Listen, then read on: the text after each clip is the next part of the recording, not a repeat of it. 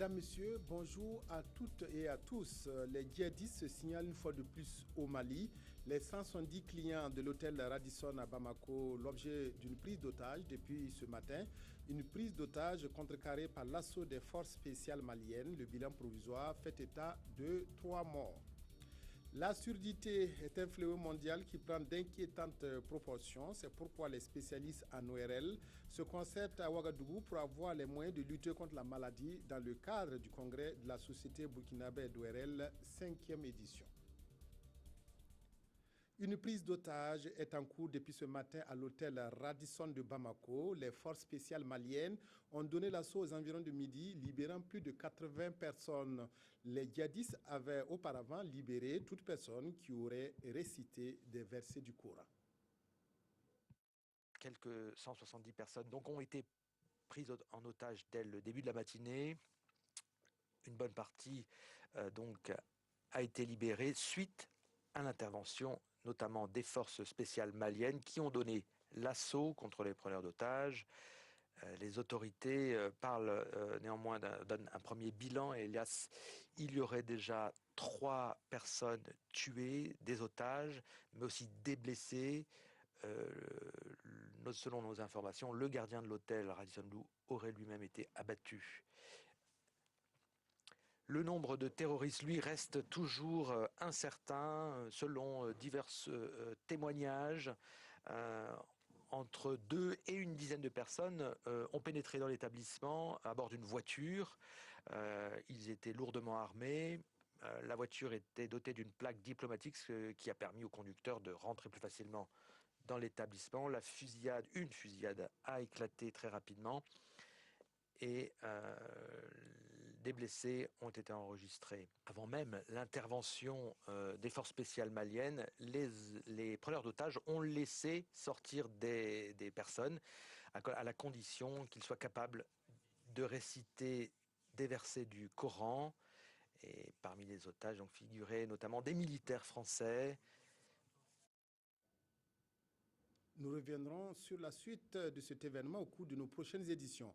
Retour chez nous, le Conseil constitutionnel forme les délégués du ressort de la Cour d'appel de Bobo-Dioulasso sur leur mission dans la supervision des élections couplées du 29 novembre. Il s'agit de donner aux magistrats des rudiments nécessaires pour réussir leur rôle de contrôle du scrutin. La rencontre se tient autour du thème de contrôle sur le terrain des élections couplées présidentielles et législatives. Lamine Karantao, Amadou Lougué.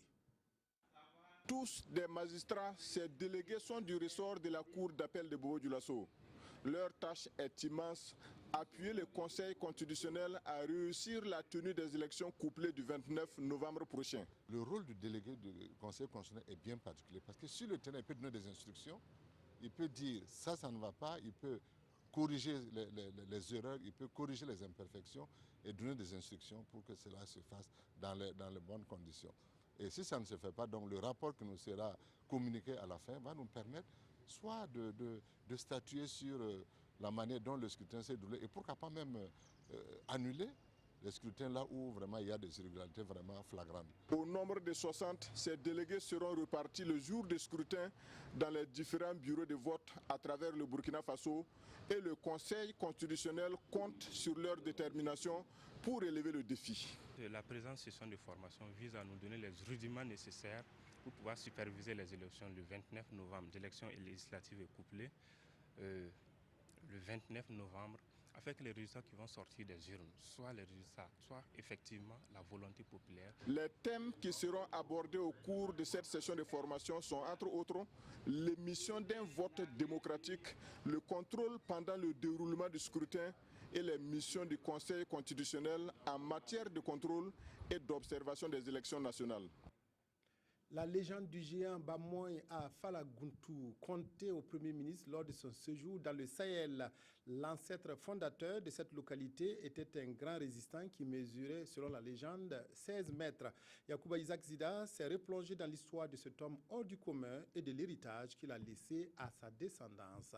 Reportage Arthur Ouedraogo, Marguerite Douagneau.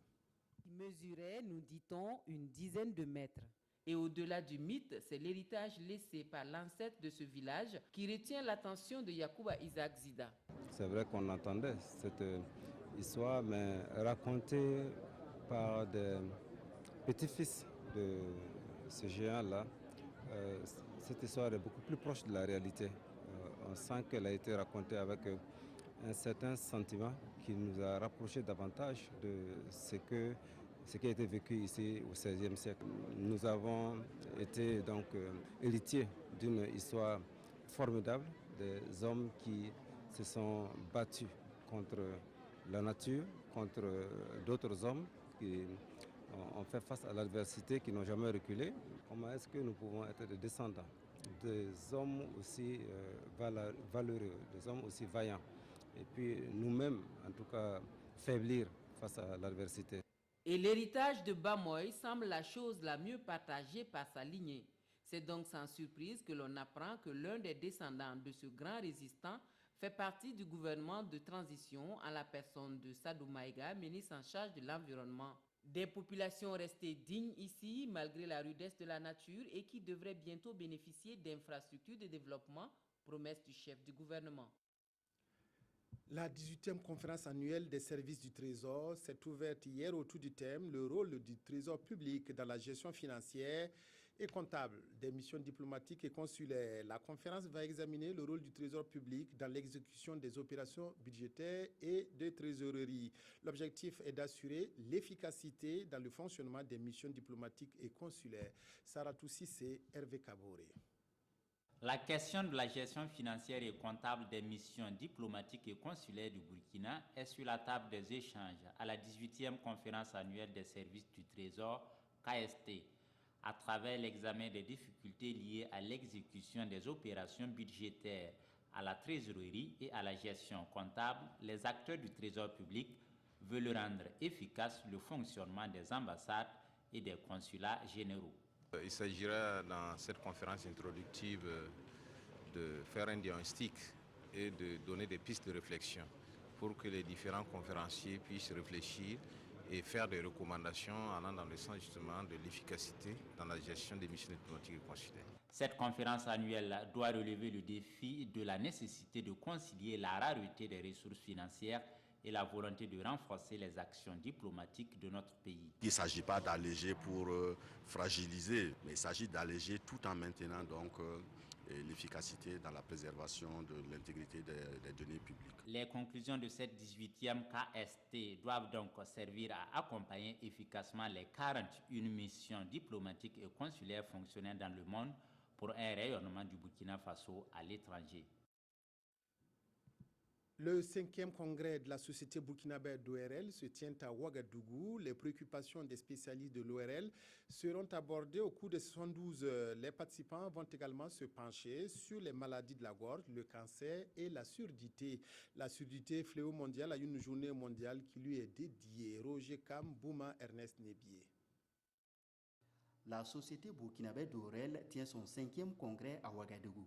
Un rendez-vous scientifique qui permettra 3 jours durant à d'éminents professeurs et médecins venus du Burkina et d'ailleurs d'échanger et de partager des expériences dans le domaine de l'ORL et la chirurgie maxillofaciale.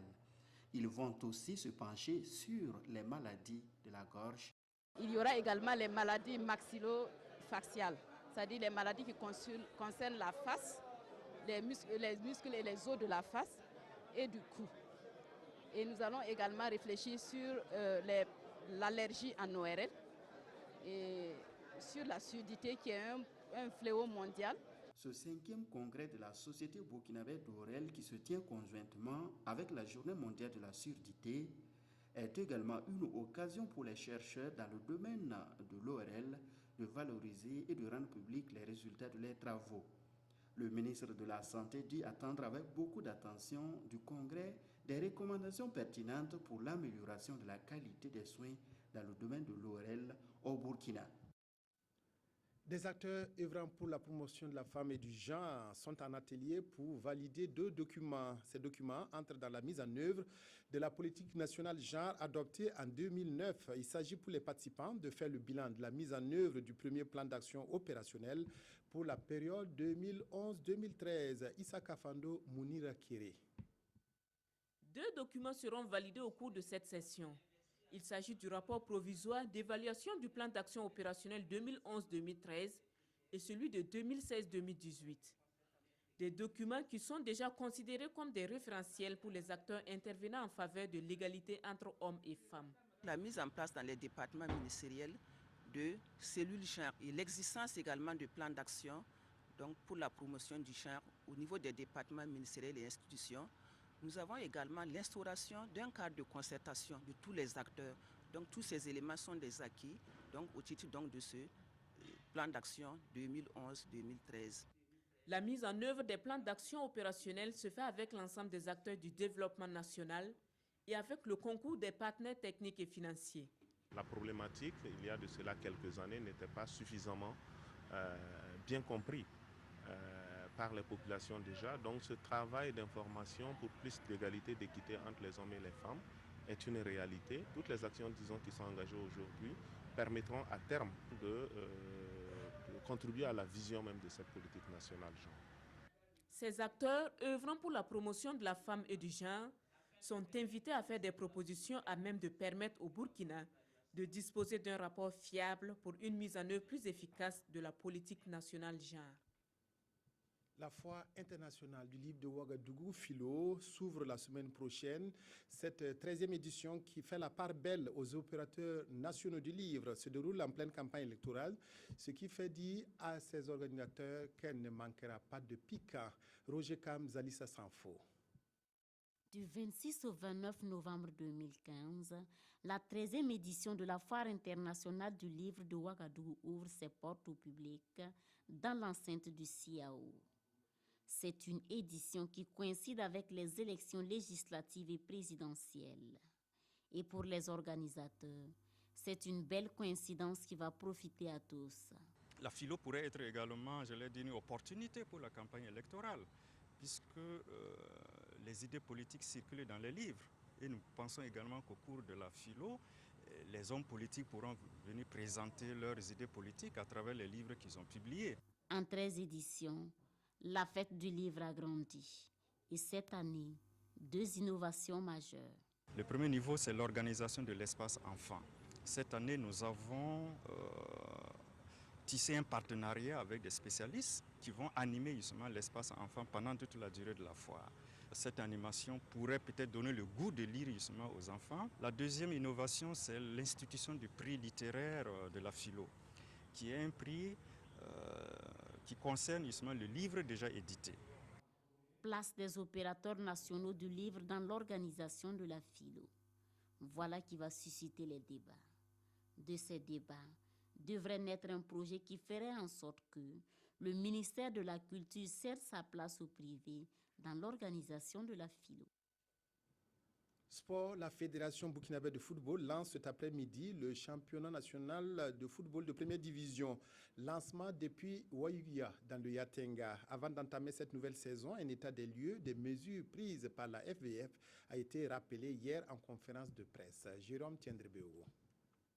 C'est à son siège, assis à la cité An3, que l'équipe dirigeante de la Ligue de football professionnel restructurée a rencontré la presse. D'entrée de jeu, le désormais secrétaire exécutif Aboubakar Yago a présenté ses coéquipiers avant d'exposer les grands défis de la saison 2015-2016. Il s'agit de réussir les compétitions avec le moins de réclamations administratives et sportives possibles, mais aussi moins de violence sur nos stades. Cela se fera avec les rencontres que nous envisageons d'avoir avec les clubs très prochainement autour de la qualification des joueurs, prenant part aux compétitions et sur les points des lois de jeu qui sont souvent contestés par les supporters. Concourir avec vous à relever le niveau de nos championnats et à les rendre davantage visibles par une amélioration de l'organisation de nos compétitions. C'est pourquoi cette saison, nous voulons qu'il y ait moins de matchs de D1 les dimanches, afin que certains d'entre vous puissent également couvrir les matchs de D2. Instaurer des conférences d'avant-match, au moins pour le match phare de la journée. Essayer de labelliser nos compétitions par un logo sur les maillots des joueurs et arbitres, par l'appui à la recherche de partenaires pour la FPF. La Ligue de football professionnel peut déjà chausser les crampons pour le coup d'envoi du marathon D1 2015-2016 cet après-midi au stade municipal de Waïguia, avec la confrontation entre les unionistes du Yatenga promu et les Tigres de Diaradougou, champions en titre. Avant de nous séparer, la revue de presse du dernier jour de la semaine pour les quotidiens. Aujourd'hui, il s'intéresse à plusieurs sujets, comme la situation bloquée à la SN Sosiko. Sibidi Issa Lankwande. La crise à la SN Sosiko n'en finit pas de faire parler d'elle. L'observateur Palga annonce que la direction générale a décrété un chômage technique. Alors qu'une partie des protagonistes attendent la poursuite du dialogue, la situation connaît une autre tournure avec l'annonce d'un chômage technique qui entre en vigueur à compter de ce 20 novembre. Une décision qui passe mal, selon l'Obs, au point que les travailleurs projettent une marche contre la mesure le 24 novembre prochain. Les élections du 29 novembre continuent de faire courir les candidats pendant que la transition, elle, s'achemine vers son terme. Le quotidien consacre son édito à la neutralité observée par l'administration vis-à-vis de la campagne. Une neutralité de l'État vue par le journal comme un gage de crédibilité. Le gouvernement de la transition a mis en garde l'administration publique contre l'utilisation des moyens de l'État pour battre campagne et le président du Faso lui-même a tenu à le rappeler au gouverneur et au haut-commissaire. Par le passé, note le quotidien, en pareille période, l'administration était paralysée et les responsables devaient faire des acrobaties pour débloquer des fonds aux fins de soutenir le candidat président. Mais l'insurrection est passée par là et la donne a fondamentalement changé. Reste à espérer, poursuit le journal, que cette vieille et malsaine habitude disparaisse définitivement de nos mœurs. Quoi qu'il en soit, c'est à une exceptionnelle campagne que nous assistons car le risque d'utilisation des moyens de l'État se sont considérablement réduits. C'est le pays qui gagne en pureté et c'est la démocratie qui gagnera. Notre journal se referme aussi. Merci de l'avoir fêté avec nous. Excellent après-midi à toutes et à tous.